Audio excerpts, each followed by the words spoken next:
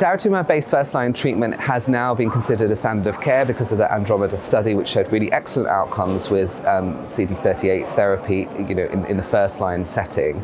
And that really poses an excellent question as to, if you progress early on after treatment, what is the standard of care? And the answer is there is no standard of care.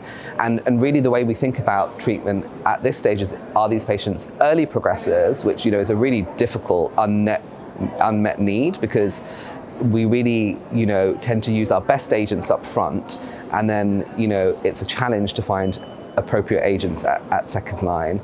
Of course, if patients have had a long remission afterwards, then we're more comfortable with using second line therapies, which potentially we have had patients who've had good second line outcomes. We're really hopeful with potential future therapies, including antiviral antibody therapies, which hopefully later in the year or in the next 12 months we'll hear some more updates about. And I think potentially different classes of action of drugs will probably be required in these daratumumab refractory patients. So maybe antiviral antibodies would be something to consider, potentially other kind of targeted drugs.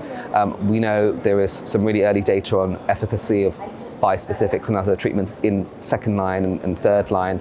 And potentially these are things that we need to be thinking about in those who are kind of early progressors or refractory to daratumumab-based therapy. So really a challenging area, and something that I think the community will be really working hard to address.